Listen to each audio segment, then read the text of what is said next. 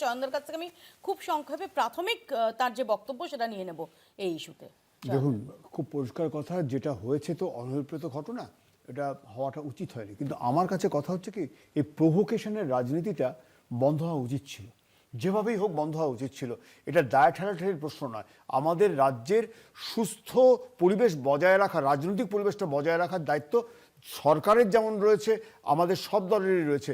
সেখানটায় দাঁড়িয়ে এই ধরনের, বিশেষ করে এখন এমন একটা জায়গায় চলে গেছে, পরিযায়ী শ্রমিকদের হত্যা নিয়ে যেভাবে আমাদের চারদিকে বাংলায় কথা বললে খুন হয়ে যেতে হবে, এই ধারণাটা মানুষের মধ্যে যেভাবে এই যে ছড়িয়ে প্ররোচনা পড়ছে। রাজনীতির কথা বলছেন চয়নদা, আপনি কি মনে করছেন যে কারাই প্ররোচনাটা দিচ্ছে? প্ররোচনাটা দেওয়ার পরিবেশ তো তৈরি হয়েছে। বাংলাদেশি ভাষায় জীবনে আমরা শুনেছি, দেশের সরকারের যে রাজনৈতিক দল আছে তার প্রবক্তা বলছেন বাংলাদেশি ভাষা, পুলিশ বলছে বাংলাদেশি ভাষা।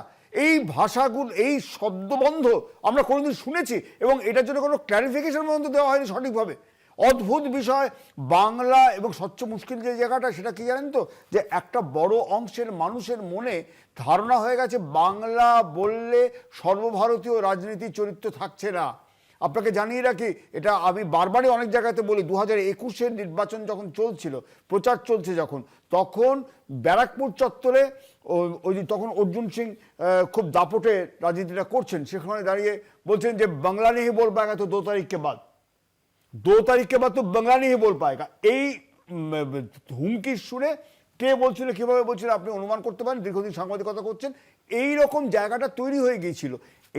আমি খুব স্পষ্টভাবে বলছি, বাংলার মানুষের, খেটে খাওয়া মানুষের যে একদম কোণঠাসা অবস্থা, তাকে বাধ্য হচ্ছে বাইরে চলে যেতে কাজের সন্ধানে, তাদের উপর যদি এইভাবে পেটে লাথি মারার চক্রান্ত হতে থাকে রাজনৈতিকভাবে, এটা খুব অনভিপ্রেত।